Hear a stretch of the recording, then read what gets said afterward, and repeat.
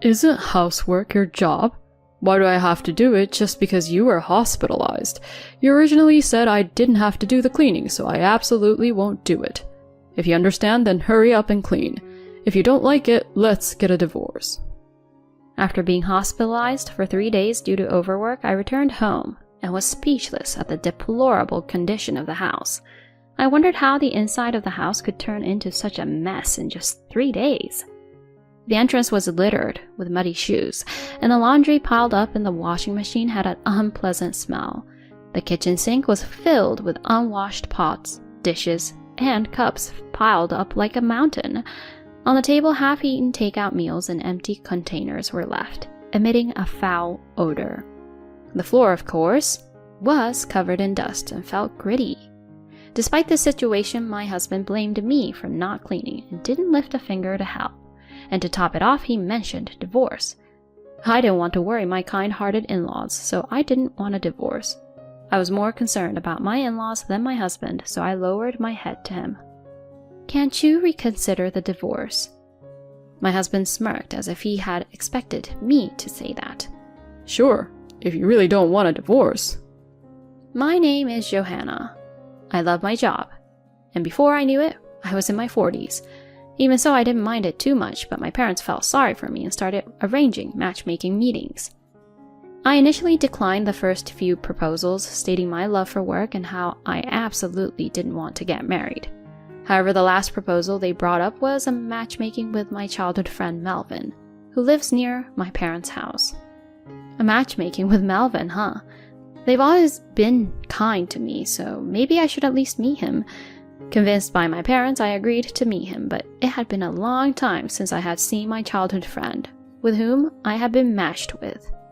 My parents are busy, so we only communicated over the phone. Even during the matchmaking process, I only met with my childhood friend.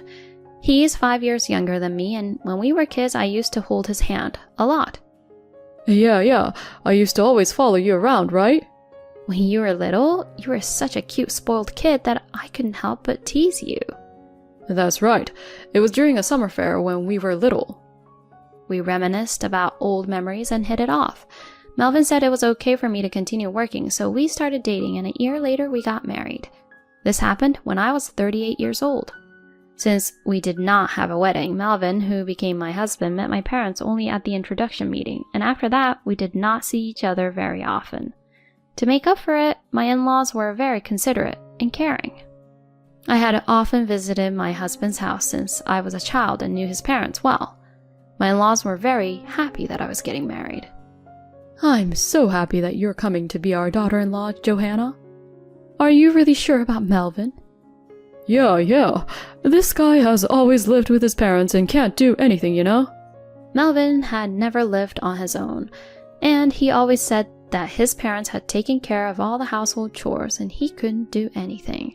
Even so, I thought he could manage some things. Whatever he couldn't do, I could handle. That's what I believed. However, Melvin, the washing machine wasn't running. Just putting clothes in won't do it. You have to add detergent and press the button. Oh, right. I'm sorry. It turned out that Melvin couldn't do any housework at all. I tried to teach him a few times, but he couldn't seem to remember and kept making mistakes, leaving me to redo everything. I couldn't help but chuckle at my husband, who apologized with a look of embarrassment, thinking that some things never change from childhood. It's okay, I'll take care of it so you don't have to do anything. Oh, but could you at least handle the simple task of taking out the trash? I couldn't help it, so I decided to take on the household chores myself and asked my husband to handle the task of taking out the trash, something anyone could do. My husband is generally kind, but sometimes he has these moments that make me wonder. For example, when we were looking at my high school yearbook together, he pointed at a classmate and said, "This person looks ugly, wow." When talking about the school trip, "Johanna, did you go on the school trip? I thought you couldn't because your family was poor." He said these things seemingly without any ill intent. Even with the dishes I served for dinner, "This tastes bad. I don't want any more." He would openly express his thoughts, much like a child, and I wished he would be a bit more subtle in his words.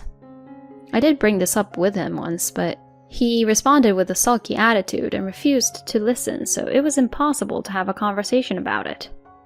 By the time we reached the 3rd year of our marriage, my job became busier than ever during the peak season, with about a month of continuous overtime. I would come home late at night, leaving me with very little time for household chores. As a result, the house quickly became messy.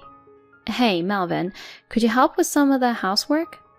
Seeing how challenging it had become for me alone, I asked Melvin for assistance, but he frowned in response. "Didn't you say I didn't have to do it? Did you forget what you told me?" He retorted this way and refused to listen. With no other option, I began waking up early in the morning and cleaning late at night, sacrificing my sleep to manage the household chores. This was amidst the fatigue from work, and one day I collapsed due to overwork while at work. I had to be taken to the hospital, where I stayed for 3 days. "Johanna, are you okay?" My in-laws came to visit, expressing their concern. They brought me a change of clothes and necessary items. "I'm sorry for causing you worry. I was just a bit tired." "Thank you for the things." "Melvin couldn't make it because he's too busy with work and household chores. He just dropped off the stuff at the doorstep." Although I felt a bit frustrated that he couldn't take some time off, I thought he might be trying his best to manage the unfamiliar household tasks, so I reconsidered. "You've been taking care of me since I was a child, haven't you?" "It's okay, it's mutual. More importantly, I'm sorry Melvin couldn't come. He can be a handful like a child, but he's a sincere boy. We're getting older and you're our only support, so please take care of him." "Of course." Despite feeling apologetic, I had no choice but to agree. My own parents traveled frequently during my childhood, so my nearby in-laws always looked after me and took me in. They were very kind and took good care of me.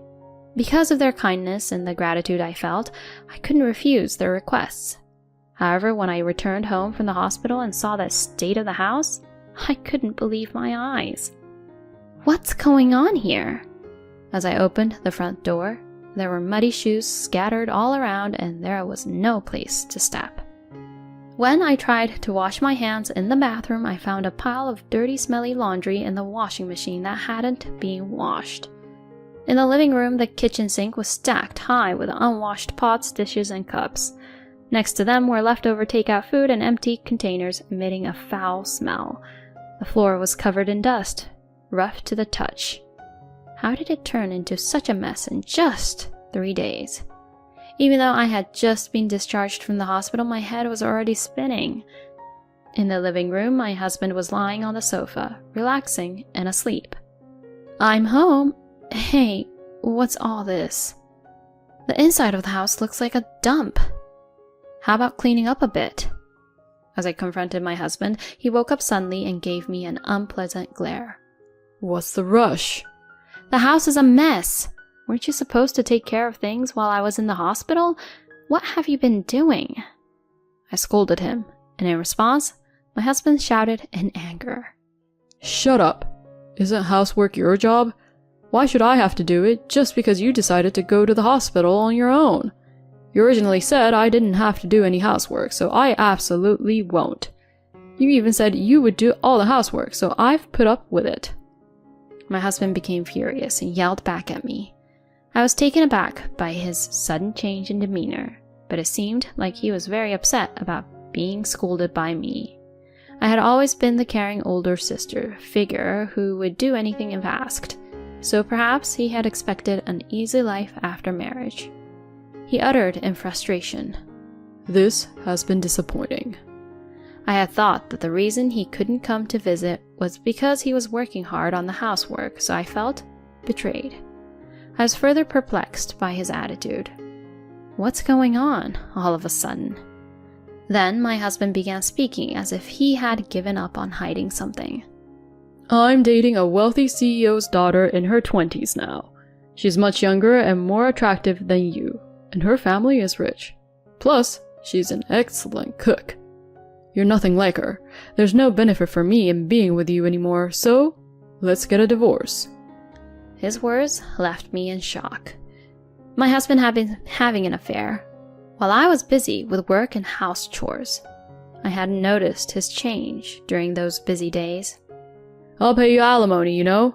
About $1,000. My husband, unfazed by my reaction, said with a laugh, I should probably divorce such a husband quickly. I understand that, but my in-laws were on my mind. My in-laws had asked me to take care of Melvin. If I divorced him in this state, it would only burden my elderly in-laws. Thinking about that, I couldn't bring myself to agree to a divorce. Could you reconsider the divorce? When I lowered my head to my husband, he gave me a triumphant look. I didn't know you liked me that much.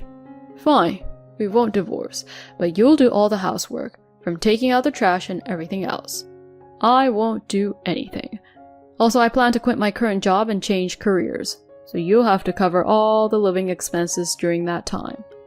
Oh, and improve your cooking skills. If you can't accept these conditions, then it's divorce. Understood. Reluctantly, I accepted these terms, feeling like a servant. A week later, my in-laws who came to check on me visited my home, so I opened the door. Johanna, how are you feeling? When my parents-in-law saw my face, they turned pale.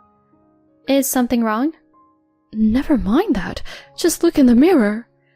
Being dragged by my mother-in-law, I went to the bathroom and looked in the mirror as instructed. There, I was shocked. What is this? In the mirror, I saw a gaunt, disheveled figure with pale skin and a lifeless expression. I had been so busy with work, house chores, and taking care of my husband that I never took the time to look at myself in the mirror. To think I looked like this. My parents-in-law, upon seeing my condition, cried. I'm so sorry, Johanna. You should just leave Melvin. We are truly sorry for burdening you. You don't need to worry about us. Please, divorce that guy. They repeated their apologies many times. Afterward, we had a family meeting and the divorce was finalized, with my husband agreeing to pay proper alimony, not just the $1,000 he initially suggested. It seemed my husband never had any intention of continuing our married life. He had merely used me as an ATM for living expenses during his period of unemployment. My parents-in-law were furious with him and demanded an apology, but I, exhausted, declined their request and returned to my parents' home. The alimony was successfully transferred, and a month after the divorce was finalized, my parents had reserved a fancy restaurant for me today. As I waited for my parents, who were running late due to work, I was surprised to hear someone say, "Huh?"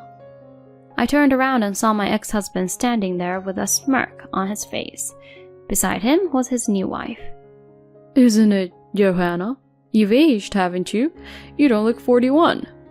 And you, just because you got alimony from me doesn't mean a place like this is suitable for a poor person like you, right? My ex-husband said, making a mockery of me. Leah is completely different. Her face and skin are much better than yours. A woman in her 20s is definitely fresher than a old hag. Plus, I'm happy because I married the president's daughter. Divorcing a poor person like you was the right choice. My ex-husband started boasting about his new spouse. When he mentioned a name, it sounded familiar. I couldn't help but stare intently at the new spouse. The moment the new spouse awkwardly looked away, I suddenly realized. I see, that's how it was. Melvin, you've been mocking me for so long, but the foolish one here is you. I'll give it back to you twice as hard. Understanding everything, a little smirk escaped from me. Ignorance is bliss. My condolences. What do you mean? Don't make excuses just because you're frustrated. As my ex-husband continued to confront me, I explained to him. Your new spouse, Leah, was my classmate, you know. Huh? What are you talking about? Leah is in her 20s. Do you seriously think you can pass for being in your 20s yourself? No, Leah is different. She's the same age as me, but she's lied about her age. She's probably had some plastic surgery to look younger. Do you remember when you saw my high school album and called someone ugly? That was Leah. I recognized her because there's a resemblance. Saying this, Johanna's husband looked wide-eyed at his new spouse. No, you've got it wrong. As the new spouse denied it, while acting suspiciously, I managed to guess her personal information.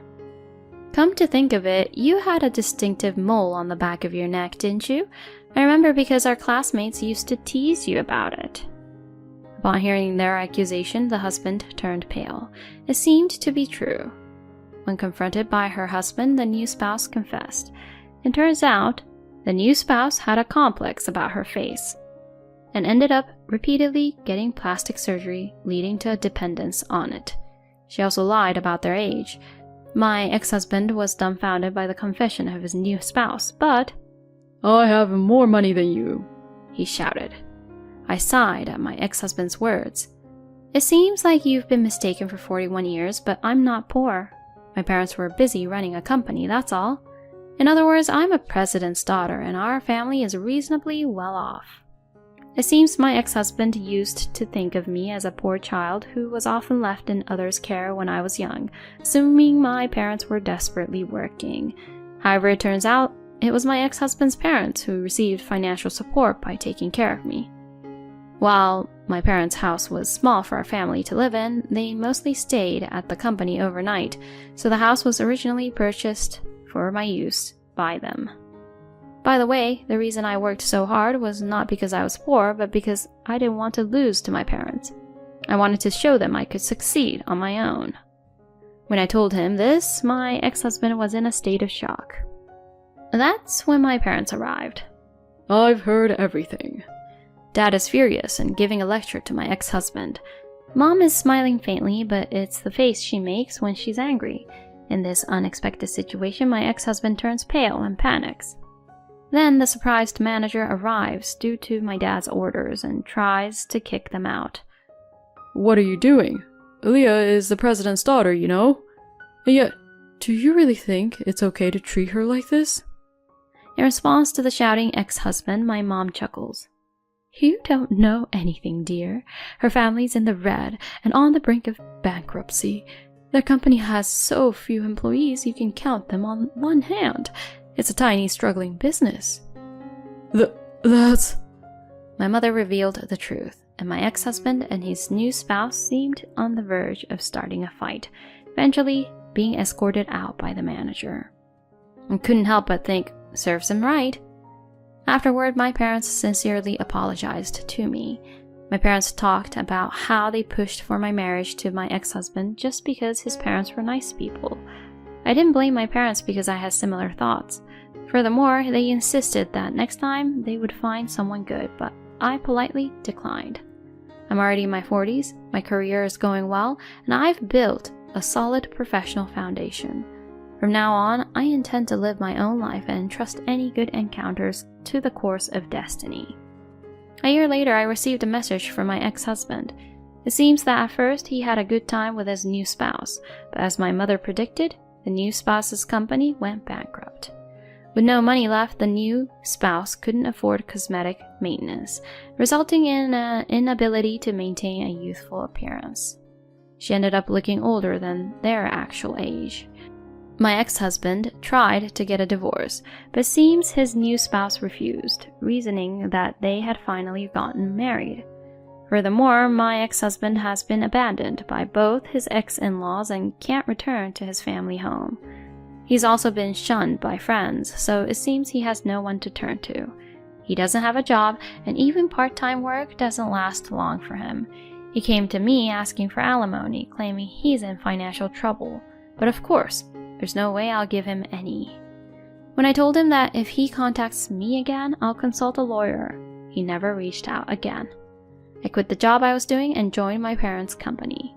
Although I'm currently busy working as the future president, I find my work fulfilling and lead very satisfying days.